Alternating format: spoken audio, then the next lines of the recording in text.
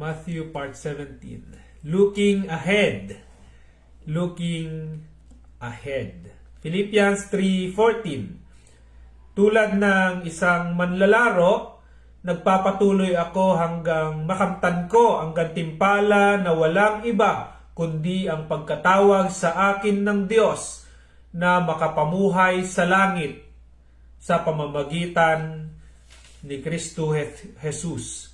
Philippians chapter 4 verse 8. Bukod diyan, mga kapatid, lagi ninyong isaisip ang mga bagay na mabuti, kapuri-puri, mga bagay na totoo, marangal, matuwid, malinis, maganda, at kanais-nais. Ipamuhay ninyo ang lahat ng natutunan ninyo at tinanggap mula sa akin, sa salita at sa gawa, at sa inyo ang Diyos na nagbigay ng kapayapaan. Amen. Yun sana, mga kapatid, yung ating maging hangarin na lumago sa salita ng Panginoon at maisabuhay natin ito. Amen po ba?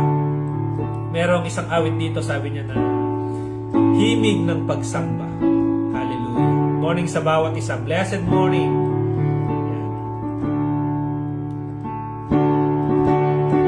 Awit muna tayo sa Panginoon.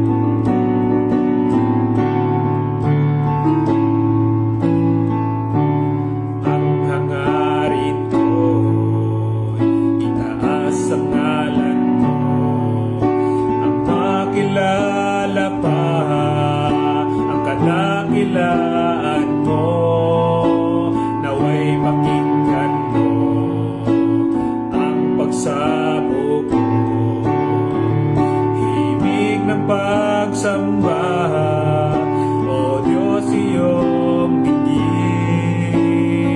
Isa pa, ang hangarin ko'y itaas ang ngalan mo, ang makilala pa ang kadakilaan mo,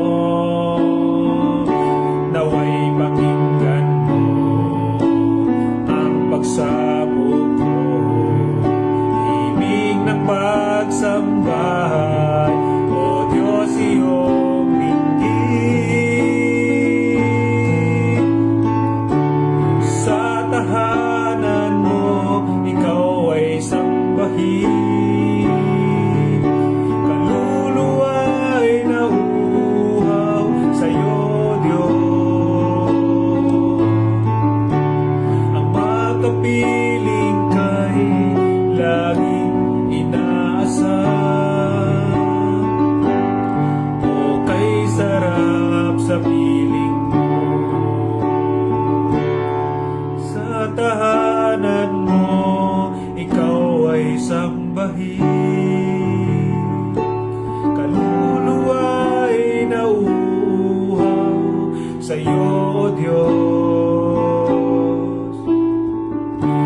Ang makapiling kay laging inaasam,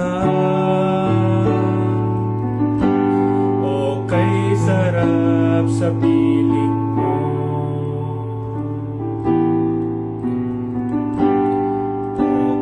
Sarap sa piling mo.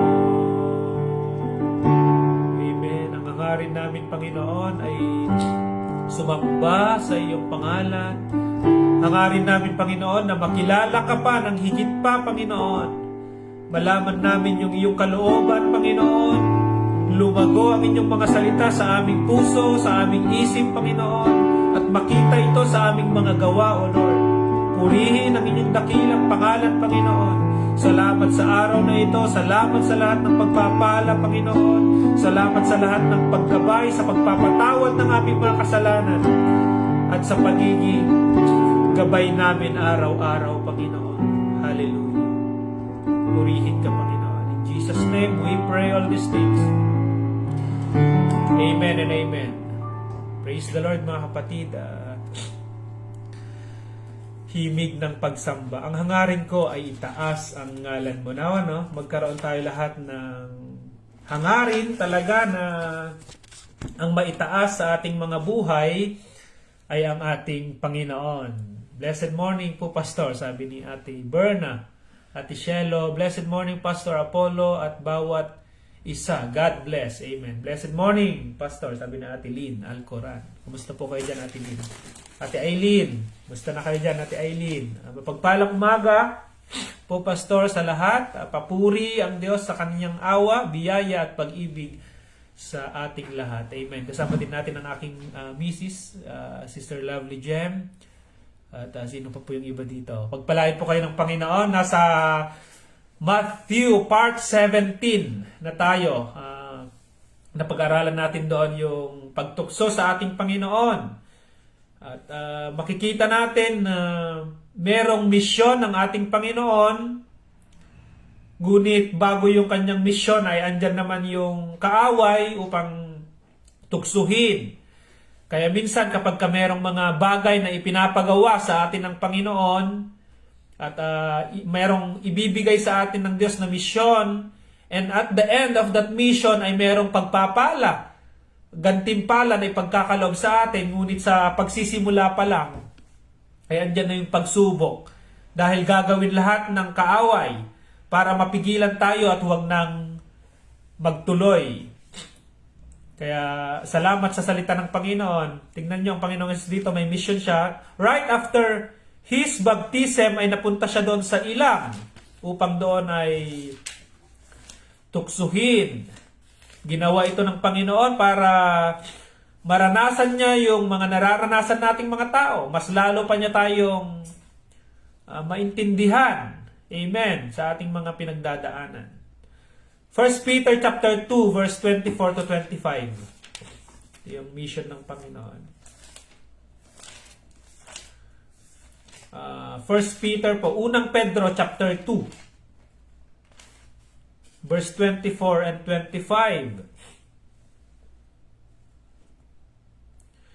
Si Kristo ang umako sa mga kasalanan natin nang ipako siya sa krus para iwanan na natin ang buhay na makasalanan at mamuhay ng matuwid. Dahil sa mga sugat niya, gumaling tayo.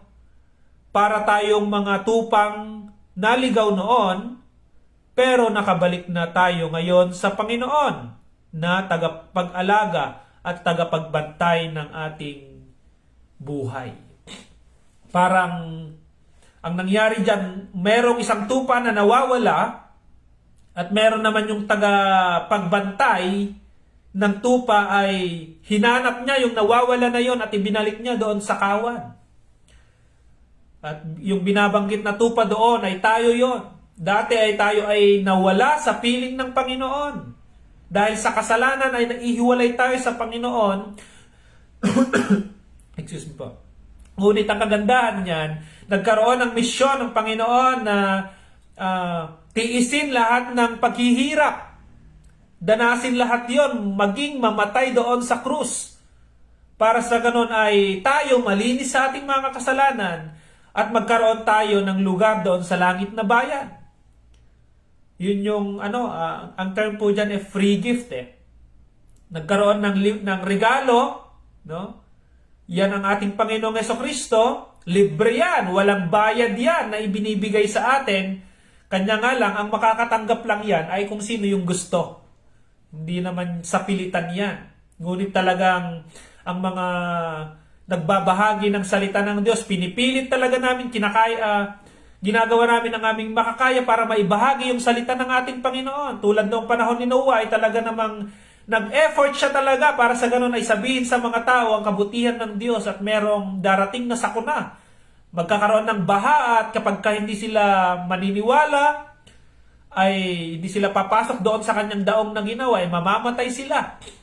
Ganun na ganun po yung nangyayari sa mundong ito ngayon. No? Na merong babala mula sa salita ng ating Panginoon, pero kokonti lang yung mga naniniwala. Bakit po kaya? Bakit po kaya ganon? Mamaya pag-aaralan natin yan. Sige. Punta na tayo sa Matthew chapter 4. Chapter 4 na tayo. Amen. Malayo-layo pa pero hindi tayo nagmamadali na tapusin ito. Ang mahalaga ay bawat umaga meron tayong natututunan at isinasabuhay natin, mga kapatid. Matthew chapter 4 verse 1 hanggang pagsunod-sunurin na lang natin to. Pagkatapos nito, dinala ng banal na Espiritu si Jesus sa ilang upang tuksuhin ng diablo. Doon ay nag-ayuno si Jesus ng 40 ng 40 araw at 40 gabi. Kaya nagutom siya, dumating ang manunukso at sinabi sa kaniya, kung ikaw nga ang anak ng Diyos, gawin mong tinapay ang mga batong ito. Pero sumagot si Jesus, sinabi sa kasulatan, hindi lamang sa pagkain nabubuhay ang tao, kundi sa bawat salitang namumutawi sa bibig ng Diyos. Looking forward, kapag titingin tayo sa naging buhay ng Panginoong Jesucristo on this point, ay meron siyang misyon tiisin lahat ng paghihirap, maging yung kamatayan doon sa krus, para sa ganun ay maialay yung kanyang buhay sa Panginoon sa ikapagkakatubos ng ating mga kasalanan. Noon kasi, nung Old Testament, kapag ikaw ay nagkasala, depende sa kasalanan mo. Halimbawa, ang kasalanan mo ay nagsalita ka ng masama. Ganun na lang muna. No? Ang kakatayin mo lang ay kalapati. Maliit lang. No? Pero kung kasalanan mo ay, halimbawa, nagnakaw ka ng kalabaw, mas malaki yon na kasalanan. Mas malaki rin yung kakatayin mo. So, nagpapatay sila noon ng hayop para sa ganun ay kumbaga, hindi totally matanggal yung kasalanan. Parang matakpan lang siya. Kumbaga, ito yung kasalanan mo, tapos natakluban lang siyang ganun. No? Ngayon, kapag ka nagkasala ka, meron dapat ialay. Dapat yung iaalay ay malinis siya, walang kapintasan yon. At tayo, nagkasala tayo sa ating Panginoon, for all have sinned and fall short of the glory of God. Kailangan ngayon ng merong maiaalay na buhay na walang bahid na karumihan. Dapat malinis yon. At ang iaalay na buhay ay ang buhay ng Panginoong Hesukristo. Para sa ganun ay hindi na lang matakpan tayo sa ating kasalanan, talagang totaling malinis tayo, mawala yung ating mga kasalanan.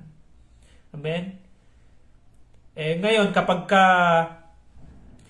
matatalo ang Panginoong Jesucristo dito sa mga temptation na ito, hindi na mangyayari yung kanyang mission.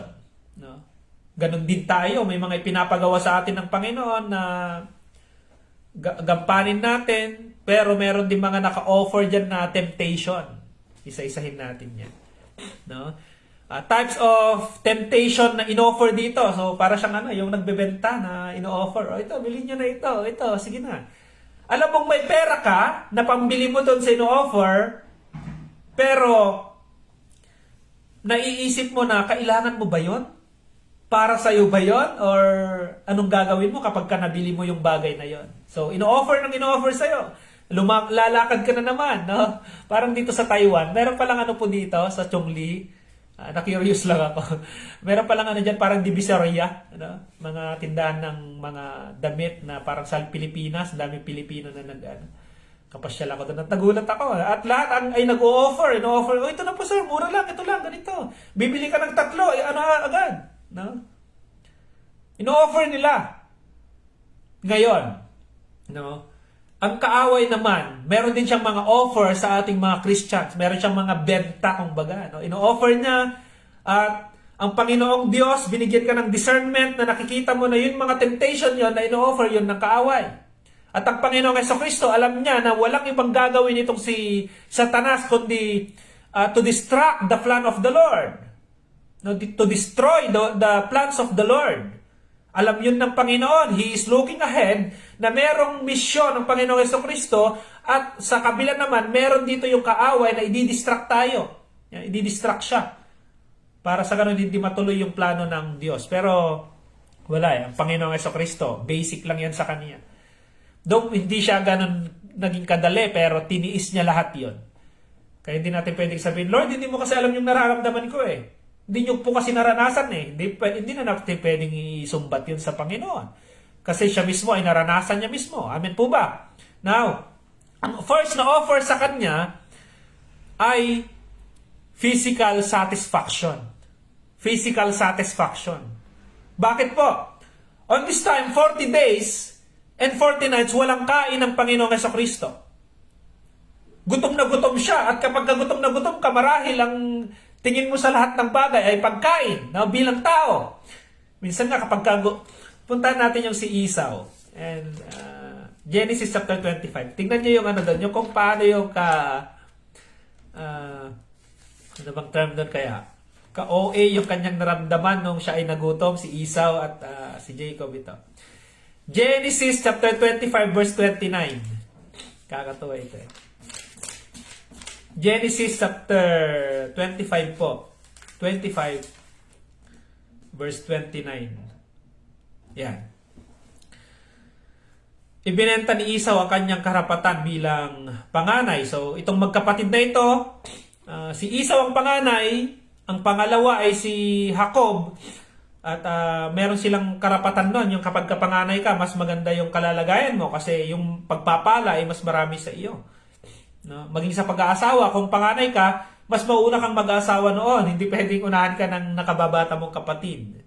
Ngayon, hindi na. Parang nahuhuli na ngayon yung mga panganay. Pero tingnan natin kung paano yung gutom ni Esau ipinagpalit niya sa kanyang birthright.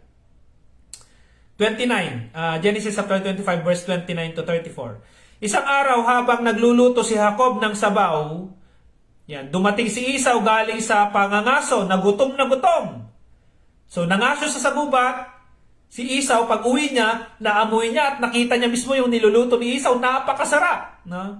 Sinabi niya kay Jacob, pakiusap, bigyan mo nga ako ng niluluto mong mapula-pulang sabaw. Ba, sarap.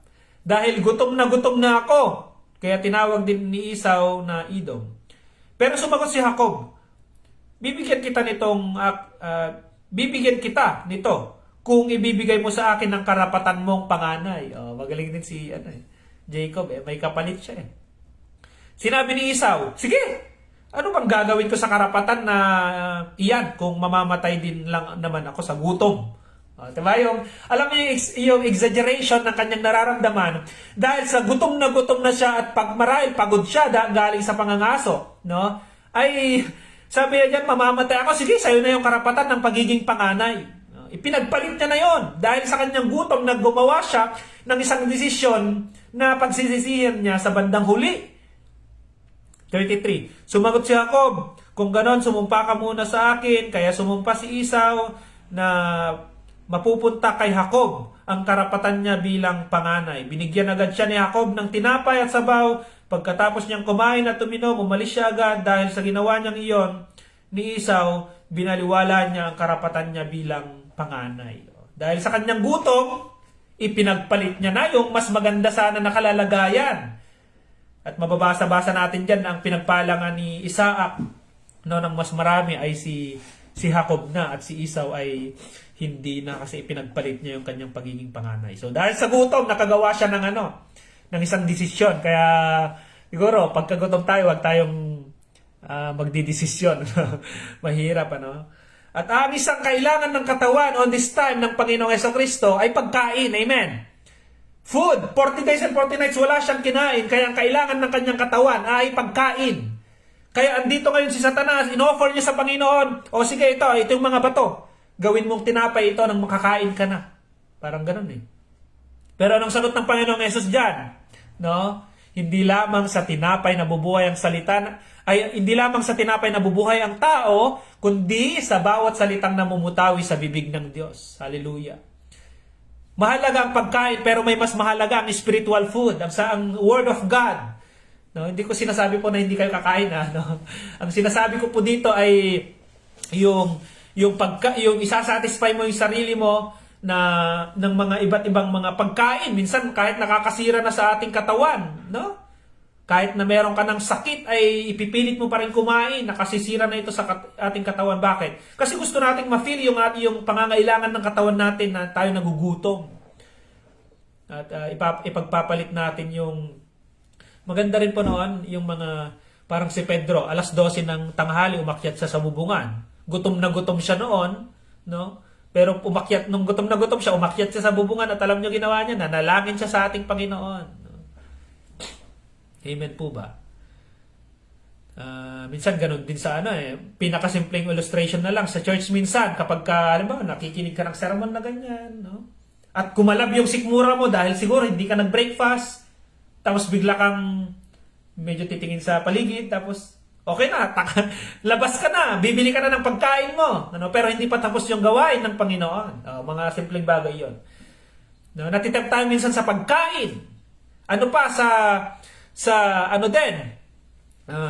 Ano pa yung mga ino-offer dyan na physical satisfaction? O kay Batsheba na lang, kasaka kay David. Si David, habang naglalakad siya doon sa tuktok ng kanyang palasyo, natanaw niya itong si Batsheba na naliligo. At nalaman niya na yung si Batsheba na yon, meron siyang asawa, si Uriah. Meron siyang asawa. Pero itong si David, dahil nga sa gusto niyang mapunan yung kanyang pangangailangan bilang isang lalaki, no? Ipinatawag niya ngayon si Batsheba at sinipingan niya ito, no? Dahil sa kanyang pangangailangan. Minsan dahil sa mga physical satisfaction natin na gusto natin mapunan yung mga yon, kahit na mali ay ginagawa na natin. Pagkain ng mga hindi naman talaga pagkain na tatanggapin ng katawan, kinakain ng tao. No? Pagkain ng wag na sa pagkain, dito tayo sa kay David. No? Si David, alam niya naman na may asawa si Batsheba, pero dahil sa pagnanasa niya, no? Dahil nagandahan ka sa kay Batsheba, ayan. Kaya minsan may mga tao na may asawa na, ayan, naghahanap pa ng iba na sisira yung pamilya dahil sa mga bagay-bagay na ito. Bakit po kaya ganon? Dahil nga itong si Satanas na ino-offer niya nga ito sa bawat isa.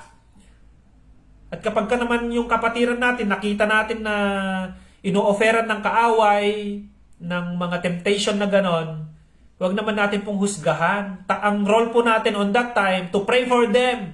Yung mga tao na nagkasala, yung mga tao na na-fall into temptation, ang dapat naman na ginagawa natin bilang mga lingkod ng Panginoon is praying for them. No? Philippians chapter 2 verse 4, ipagmalasakit ninyo ang kapakanan ng iba, hindi lamang ang inyong sarili. Ano pa yung mga physical satisfaction na natin? Ipinagpapalit natin sa Panginoon. Yung hobbies natin. No?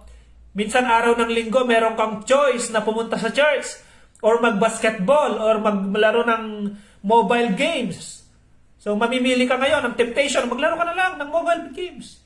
Maglaro ka na lang ng volleyball, ng basketball o ng anumang laro dyan. Huwag ka nang umattend ng church. Temptation din yon. Ino-offer din yun ng kaaway, kaya nasa sayo ulit kung paano ka magde-decide na naman dyan.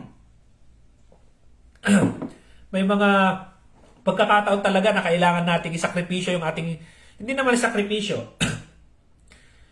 piliin yung mas nakakabuti na gawin natin. Itong katawan natin minsan, mapanglinlang ito. No? Parang si Esau, akala mo, pag hindi niya nakain yung niluto ni Jacob, mamamatay na siya, pero hindi pa. No? Pwede pa siyang magpahinga, tapos after na niyang magpahinga, magluto siya ng pwede niyang kainin para mapunan yung kanyang pangangailangan. Amen? Dito sa panahon na ito, ang Panginoong Jesucristo ay nag-aayuno kasi siya. Prayer and fasting yan. At gusto ng kaaway sirain yung bagay na ginagawa ng Panginoong Jesus na yan. May mga panahon na tayo ay naglilingkod sa ating Panginoon at ang kaaway naman, gusto niya na sirain tayo. Amen? So, nag-offer siya ng mga temptation. Ang pinakaunang offer niya dyan ay physical satisfaction. No? Pagpapalit mo yung... sige na nga. Nag-alarm na yung aking alarm. Number 2 na ino-offer ni Satanas ay famous desire. Famous desire. Human desire for fame. Yung gusto na matanyag. Yung nagtiklaim na, dahil yan sa akin. Kaya nangyari yan dahil sa akin, mga kapatid. Hindi pwede yung ganon. Matthew 4 verse 5. Anong sinasabi ni Satanas yan sa Panginoon?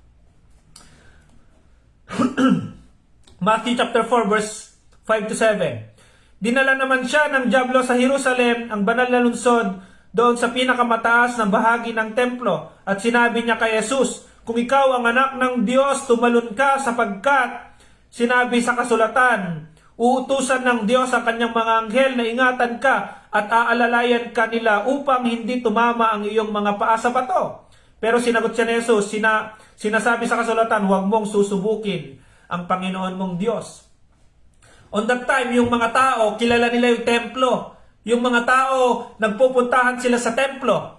At ang diablo naman, dinala niyang Panginoong Hesus doon sa taluktok ng templo para doon kasi makikita siya ng mga tao. Pag nahulog siya, at kapag ito yung point of view ni Satanas pag nahulog siya, yung ino-offer niya, o pag nahulog ka, siyempre mabubuhay ka, yung mga tao, kikilalanin ka ngayon, sikat ka ngayon.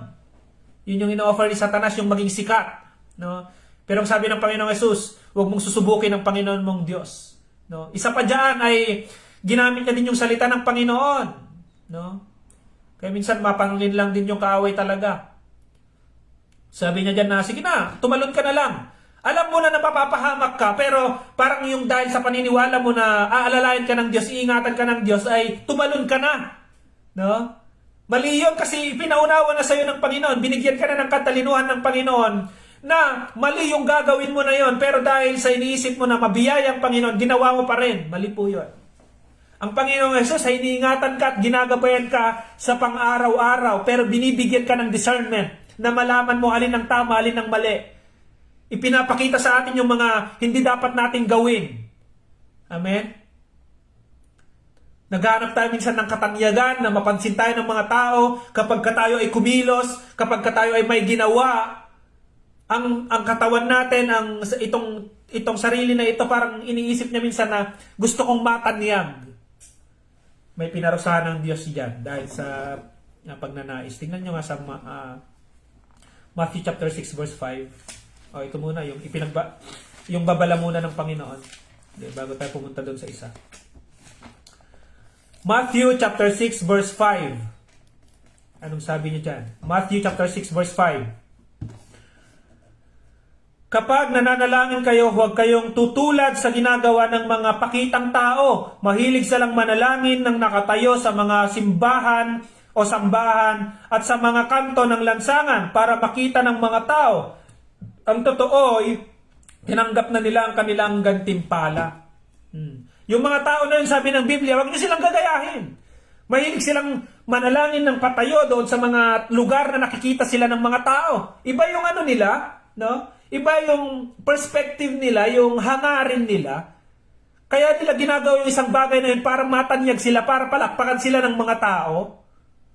Mga kapatid, bilang mga lingkod ng Panginoon, kapag meron tayong ginagawang isang bagay, maging tama yung ating isipan. No? Kapag nagla-live tayo dito, halimbawa dito sa morning devotion, ang hangarin nito is hindi para makilala yung ibang tao, para makita na andito tayo. Hindi po. Ang hangarin natin dito ay matuto sa salita ng ating Panginoon, lumago sa salita ng ating Panginoon. Amen. Kaya yung iba sa inyo, hindi ko na kayo nare-recognize, hindi ko nababanggit yung pangalan ninyo, pero nagpapatuloy pa rin kayo na nakikinig sa salita ng Panginoon, nakikiisa pa rin kayo sa devotion. Bakit po? Dahil ang hangarin ninyo ay hindi naman talaga para makilala kayo, marinig lagi yung pangalan ninyo. Ang hangarin ninyo talaga ay matuto sa salita ng ating Panginoon at may sa buhay natin ito. Amen. Hallelujah. Magpakababa tayo, huwag nating ipalagay. No? Huwag nating ipalagay na ang iba ay higit sa atin o tayo ay higit pala sa iba. No? Huwag nating ipalagay na ganon. Lagi nating tingnan nga na ang iba mas mabuti sila kaysa sa atin. Humbleness 'yon. Humbleness. Ino-offer ng kaaway na maging famous tayo. Sino ba yung mga famous diyan? Kilala. Lastly, meron pang oras. Lastly, number 3 na in-offer ni Satanas sa atin. So, yung una ay physical satisfaction. Number 2 is famous desire. Number 3 is worldly power. Worldly power. Pero pwede namang yan, positive or negative yung worldly power na yan. Pag-aralan natin. Matthew chapter 4, verse 8 to 10. So, ito yung offer nyo. Matthew chapter 4, verse 8 to 10. Pagkatapos, dinala pa siya ng dyablo sa isang napakataas na bundok at ipinakita sa kanyang lahat ng kaharian ng mundo at ang kayamanan nito at mga kadakilaan nito. At sinabi ng dyablo kay Jesus, Ang lahat ng iyan ay ibibigay ko sa iyo kung luluhod ka at sasamba sa akin. Pero sinagot siya ni Jesus, lumayas ka, Satanas! Sapagkat sinasabi ng kasulatan, sasambahin mo ang Panginoon mong Diyos at siya lamang ang iyong paglilingkuran. Ino-offer ng kaaway dito na, sige, kapag susunod ka sa akin, sasamba ka sa akin, ibibigay ko lahat yan sa iyo. No, worldly power. Binibigyan ka ng kakayahan para magawa mo lahat ng bagay. Makuha mo lahat ng gusto mo. Pag may kapangyarihan ka, usually ngayon, yung malapit yung temptation na yan sa mga tao na mayroong mga posisyon, no? Sa kahit na alinman sa organisasyon o sa bayan, no? Sa government. Kapag meron silang kapangyarihan, parang madali na lang sa kanila na gumawa ng maling bagay, no? At mataas na rin yung kanilang tingin sa kanilang sarili. Yun ba yung gusto ng Diyos na gagawin ng isang Kristiyano? Na lagi natitignan ng yung kanyang sarili na magkaroon siya ng worldly power, magkamal ng maraming salapi, magkamal ng kapangyarihan para sa ganun ay magawa kung ano yung kanyang gusto. Maging tanyag siya. Yun po ba? Or ito yung mga bagay na ino-offer ni Satanas para ma-destroy ka, ma-distract ka? Amen. Purihin ng Panginoon. Sabi ni Ate Aileen.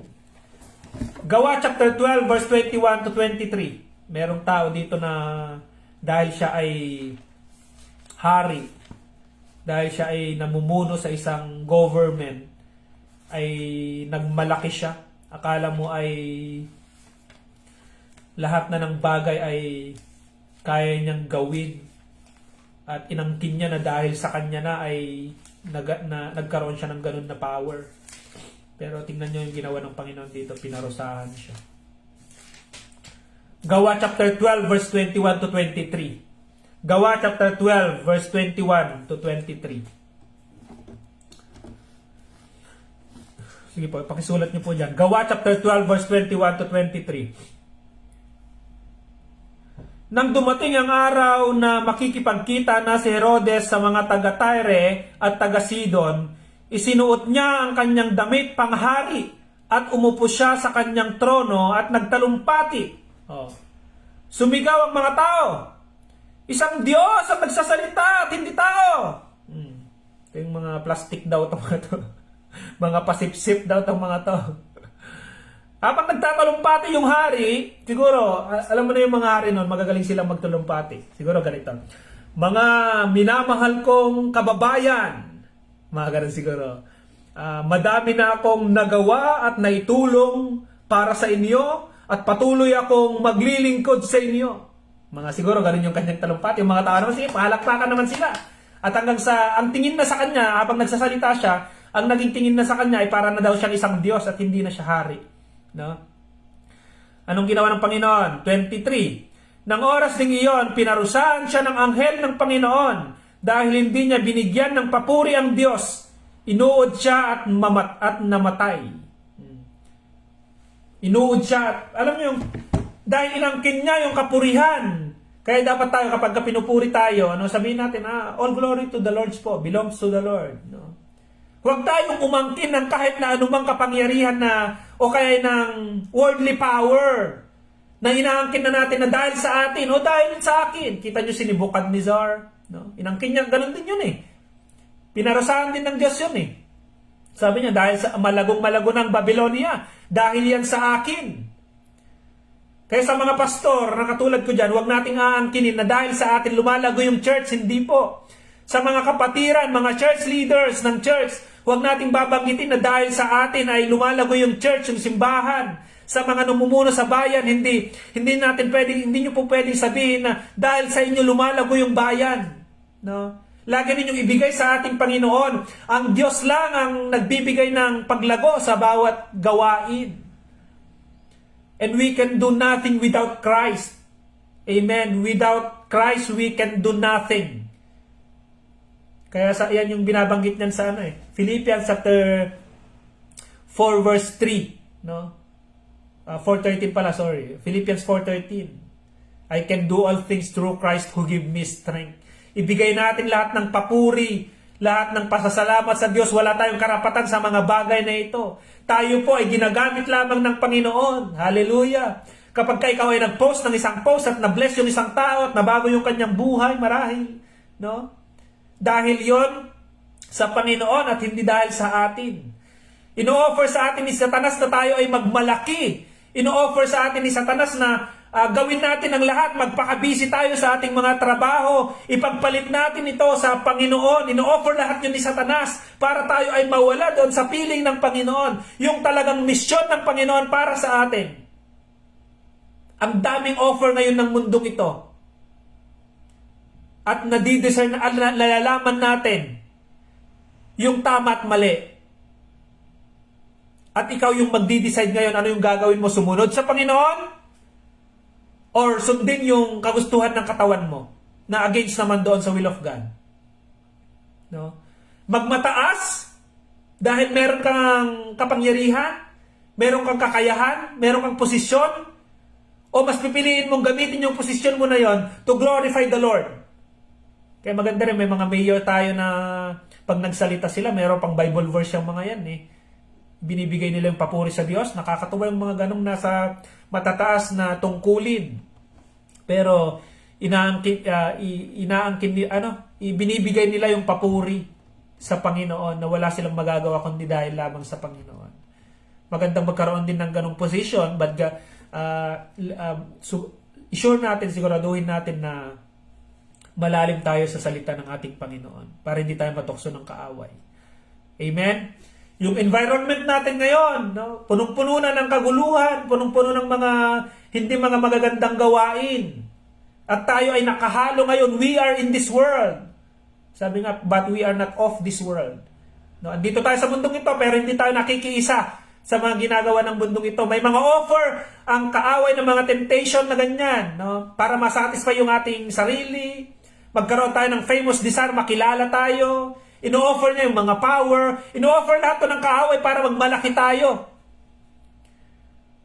Ino-offer lahat to ng kaaway para maging busy tayo sa lahat ng mga trabaho natin, pero wala na tayong panahon sa Panginoon. Yung may panahon kang gumala pero wala kang panahong magsimba. Yung kaya mong gumastos ng malaki para mapuntahan yung magandang lugar pero wala kang panggastos para makapunta doon sa church. No? Kikita niyo yung mga kaibahan nito. Ino-offer ito lahat ng kaaway. Ginagawa niyang busy yung mga tao ngayon para makalimutan natin yung paglilingkod sa Panginoon. Salamat sa Diyos sa bawat panahon na nakapag-aaral tayo ng salita ng Panginoon, kasi minsan masakit man, nasasaktan man tayo sa mga sermon ng mga pastor. At kagandahan nito, kapag tinatanggap natin ito na pagtuturo para sa atin, natuturuan tayo. Pero kung lagi nating kinokontra ito na si pastor naman, nagpapasaring lang yan, nagpaparinig lang yan. Kapag ka mga negative yung iniisip natin, hindi talaga tayo lalago. Andyan talaga yung kaaway na naghahari sa atin. No? Hayaan natin po mga kapatid, na tulad ng Panginoong Hesukristo, kung paano niya napagtagumpayan yung mga temptation na yan, ay maganon din tayo. God, our Lord Jesus Christ, set an example for us to follow. At hindi niya lang yung sinabi. Setting talaga, pinakita niya talaga. Mga kapatid, merong magandang plano ang Diyos sa buhay mo. Look ahead. Huwag mong hayaan na ngayong oras na ito ay sisirain ng kaaway yung plano ng Diyos sa buhay mo. Look ahead. Sa banda-banda roon, merong magandang plano ang Diyos sa iyo. Dito naman, may temptation ng kaaway, may ino-offer siya. Hindi niya pwedeng ipilit to sa'yo na ito, gawin mo na, sige na, gawin mo na. Hindi. It's all about offer. Gusto mo ba? Gusto mo ba? Gusto mo ba? At ikaw yung mamimili na kung gusto mo o hindi. Pwede mong tanggihan, no? Anong sabi ng Biblia? Resist the devil. Layuan ninyo ang kaaway at siya ay lalayo sa inyo. Humanda kayo at magbantay. Amen? Sa ano yan? 1 Peter chapter 5 verse 8. Humanda kayo at magbantay. Labanan ninyo siya. No? Layuan ninyo siya at iwasan ninyo siya at siya ay lalayo sa inyo. Hallelujah. Paano ba lumayo sa kaaway? E di lumapit ka sa Panginoon. Pastor, hindi ko kaya yung mga temptation ngayon na aking pinagdadaanan. Hindi mo talaga kaya yan kasi ano yan, gawa ng kaaway yan. Ang kailangan mo ngayon ay ang Panginoong Hesukristo. Ang Panginoong Hesus kaya niya. Hindi natin kaya pero kaya ng Panginoong Hesukristo. If God is living in you, kaya mo na rin yan. Amen. Hayaan mo na maghari sa iyo ang banal na Espiritu. Araw-araw ay mapuspos ka ng fruit of the Holy Spirit. At mapagtatagumpayan mo yung mga bagay na yan. Ialay mo yung yung sarili mo. Romans 12:1 yan and 2. No? Ialay mo yung iyong buhay, yung sarili mo sa Panginoon bilang handog na buhay. Hallelujah. Pag ikaw ay natitempt at nahihirapan ka sa mga temptation po na ino-offer sa inyo, magbabad ka sa salita ng Panginoon. Monday to Friday, mag-morning devotion ka. Bago ka matulog, manalangin ka sa Panginoon. Paggising mo sa umaga, manalangin ka sa Panginoon. Araw-araw magbasa ka ng salita ng Panginoon. No, punuin mo yung isip at puso mo ng salita ng Panginoon hanggang wala nang paglagyan yung kaaway sa iyong isip at puso dahil punong-puno ito ng salita ng Panginoon. Magbabad ka sa Panginoon. Kaya ka mahina dahil kulang yung panahon mo sa Panginoon. Mas busy ka doon sa pagpe-Facebook. Mas busy ka doon sa mga makamundong bagay. Kaya ka natitempt, kaya ka mahina. Ngayon, sabi ng Panginoon, lumapit kayo sa akin, kayong lahat na nahihirapan, napapagal sa inyong pasanin at kayo bibigyan ko kayo ng kapahingahan. Matthew 11:28. Tayo po ay mag-pray. Lord, salamat Lord sa pagtuturo nyo ngayon sa umagang ito. Thank you so much, oh God, for your love. Concern ka sa amin, Panginoon. Alam nyong madaming offer na temptation ng kaaway, Panginoon. Hayaan nyo, oh Diyos, na kayo po ang maghari sa amin, manguna sa amin, upang mapaglabanan namin yung mga temptation na yan, Lord. At makasunod kami sa inyong kagustuhan. Lord, alam nyo po yung hangarin ng mga kapatid ko na makasunod sa inyong kalooban. Ngunit hirap na hirap sila, Panginoon, dahil sa mga offer ng kaaway araw-araw. Ngunit hayaan ninyo, Lord God, na kayo po ang manguna sa amin, maghari sa amin. Punuin ninyo ng salita ninyo at pag-ibig, Panginoon, ng aming puso at isip. Upang sa ganon ay mapaglabanan namin ang kaaway at mas piliin namin na makasunod sa inyo. Salamat, O God. In Jesus' name we pray. Amen and amen. Purihin po ang Panginoon, mga kapatid. Patuloy po tayong palaguin ng Diyos. Huwag tayong maghangad ng mga katanyagan o kaya ng mag-self-seeking para makita at makilala tayo ng mga tao. Hindi na yon. Lagi nating hangarin na yung ginagawa natin makapagbigay kaluguran at papuri sa Panginoon. Amen. Sabi ni Ate Shelo, salamat po Pastor. God bless po sa bawat isa. Kasi Kuya Laymar, amen. Ate Aileen, purihin ng Panginoon. God bless po sa bawat isa. Tuloy po natin bukas, 6:30. God bless sa bawat isa po.